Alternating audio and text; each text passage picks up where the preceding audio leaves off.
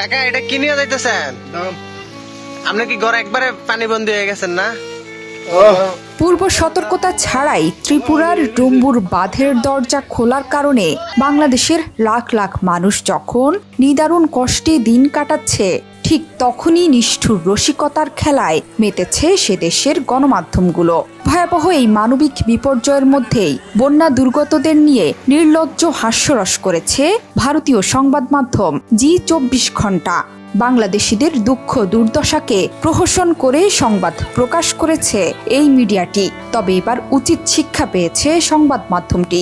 বুধবার রাত 12টার পর তাদের ওয়েবসাইটের নিয়ন্ত্রণ নিয়েছিল হ্যাকাররা। ওয়েবসাইটটিতে লেখা হয়েছিল, বাংলাদেশের পরিস্থিতি নিয়ে মজা করার জন্য এই সাইটটি হ্যাক করা হয়েছে, আরো নোংরা করলে চ্যানেল দখল করে ধ্বংস করব। তাছাড়া ওয়েবসাইটের ওপরে ইংরেজিতে লেখা হয়েছে hacked by system admin BD. ওয়েবসাইটটিতে জি24 ঘণ্টায় প্রকাশিত ভারত ছাড়লো জল, হাবুডুবু খেতে খেতে বাংলাদেশের কাতর আর্জি এই শিরোনামের একটি সংবাদের স্ক্রিনশটও যুক্ত করা আছে। ভারতের ত্রিপুরার ডুম্বুর বাঁধের দরজা খুলে দেওয়ার কারণে স্মরণকালের ভয়াবহ বিপর্যয়ের মুখোমুখি হয়েছে বাংলাদেশ। সবশেষ 1993 সালে অর্থাৎ 31 বছর আগে এই জলবিদ্যুৎ প্রকল্পের জলকপাট খোলা হয়েছিল। স্থানীয় কর্তৃপক্ষের দাবি, বাঁধ ভেঙে গেলে পরিণতি আরো ভয়াবহ হতে পারত। সেই আশঙ্কাতেই স্লুইস গেট আগে ভাগেই খুলে দেওয়া হয়েছে।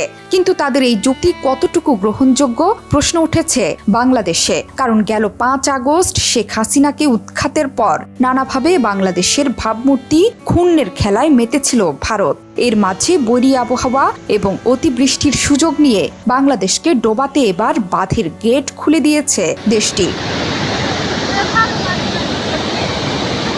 কোনো রকম পূর্ব সতর্কতা ছাড়া ভারতের এমন হঠকারী সিদ্ধান্তে স্মরণকালের ভয়াবহ বন্যার কবলে বাংলাদেশের লাখ লাখ মানুষ। সতর্কতা না থাকায় মানুষের মধ্যে ছিল না কোনো প্রস্তুতি।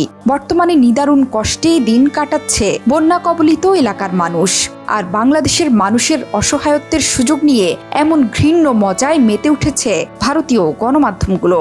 সাধারণ নিরীহ মানুষের কষ্টের দিনে তাদের এই বর্বরতা দেখে রীতিমতো হতবাক মানুষ।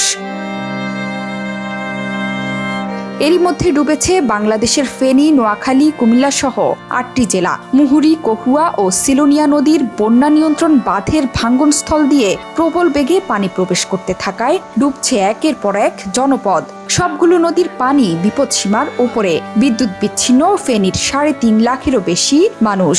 বন্যা পরিস্থিতির অবনতি হওয়ায় বন্ধ যোগাযোগ ব্যবস্থা। চরম দুর্ভোগ ও আতঙ্কে দিন কাটাচ্ছেন স্থানীয় বাসিন্দারা। জোহরা চৌধুরী, সেতু 71। খাবার টাবার খাইছেন নি?